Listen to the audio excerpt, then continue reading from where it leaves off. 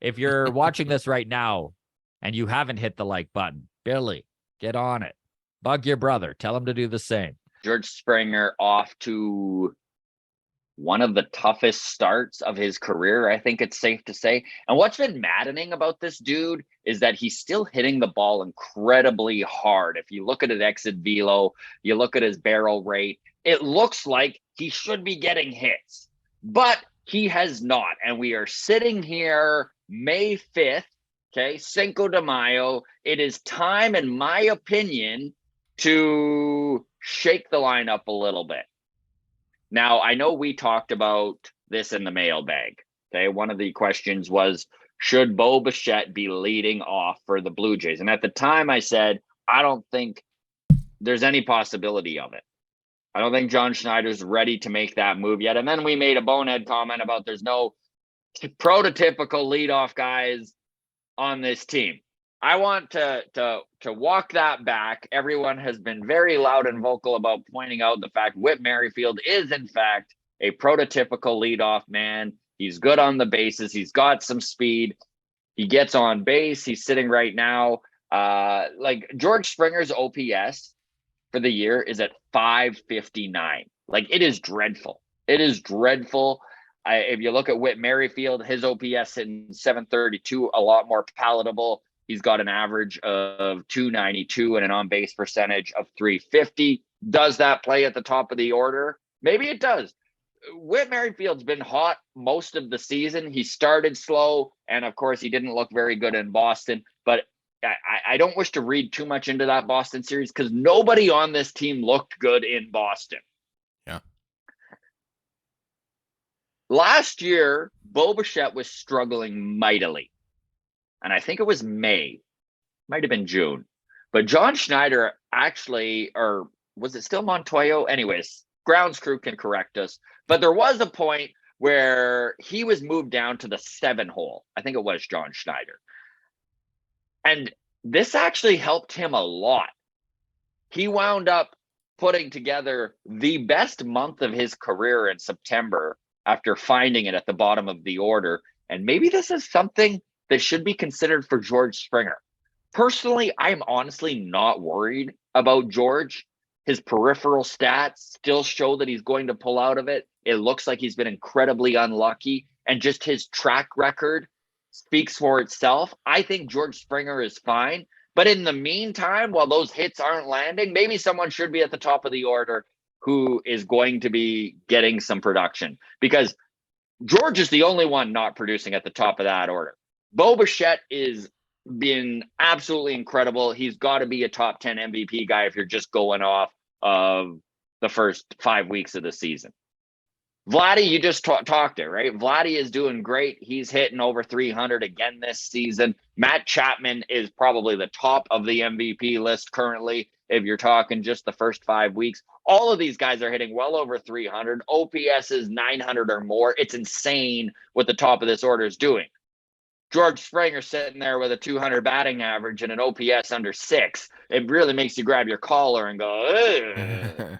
So in the meantime, while George struggles to put it together, do you think it's worth redoing this batting order? And I'm not saying we necessarily even put Whit at the top, but I am curious your thoughts on moving George out of the leadoff spot, and whether it's Bo, whether you just shift the lineup up or whether you move Whit to the leadoff. Where are you at on that, Adam?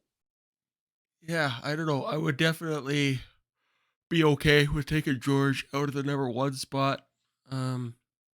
Never. I think I tend to land where Hayekami resides on the George Springer shouldn't be our leadoff guy. Yeah. Anyways, like even when he is hitting his stride, I don't know. Too much. I don't know what it is. So many solo shots leading off an inning with George Springer. It feels like a waste. Yeah, move him down. I don't know how far down you go. Whatever makes sense to the people who know better than me. I wouldn't mind seeing him in the 6 hole. And then that allows you to, whether you're sliding everyone up, right? So that it would be 1 Bo, 2 Vladdy, 3 Chapman, then maybe Varsho, then you go Merrifield, Springer, Belt, and so forth, or however you wish to line this up. Am I crazy to say I want Vladdy hitting 4? And I want a lefty hitting in front of him? Yeah, I don't know, man. Vladdy's been so good. I like him in that 3-hole. I like him in the 2-hole. Chapman's been great hitting cleanup. I don't know. Here's my lineup, and this is probably a dumb idea, but I'll take Bo leading off. I'll take Kiermaier hitting number 2. Oh, I knew I'd lose you there. I hate that, but go ahead. and then give me Chapman and Vladdy in either order. I want guys on base for my guys that are mashing. I think having the whole point of having a balanced lineup is to benefit the guys that we want to like. I don't see the point in putting the lefty after Vlad, after Chapman. Like, if we want to make tough pitching decisions, let's get the lefty in to face Varsho or Kiermaier or whoever, and then have Vladdy up next. Like, let's get that pitcher, quote unquote, out of his rhythm. That's the whole point of having lefties in the lineup, right? So let's do it. Let's get him out of his rhythm for Vlad. Let's make tough pitching decisions where they're like, well, we can't go to the lefty because right after Kiermaier, we've got Vlad and Chapman coming up. So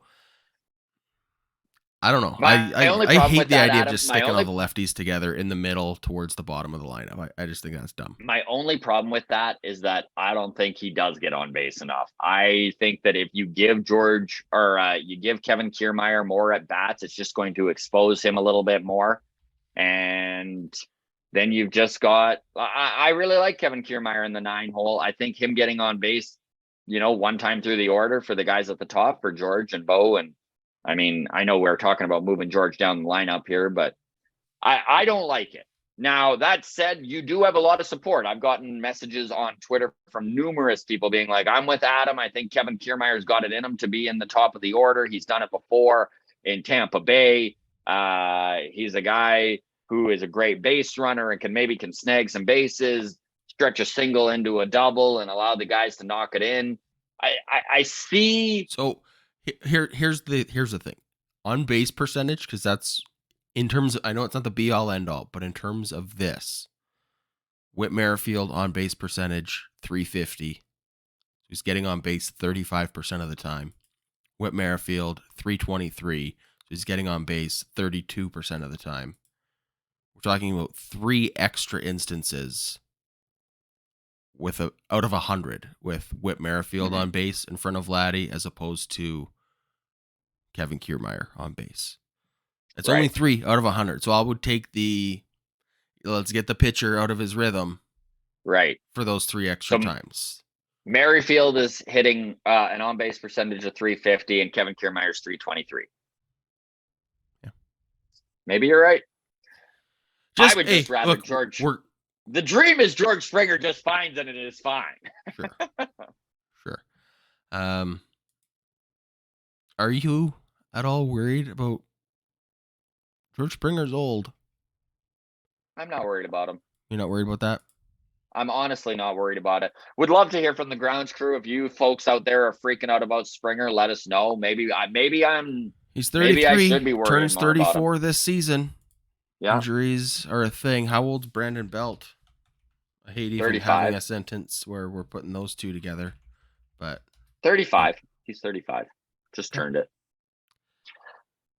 Yeah. Know. George Springer.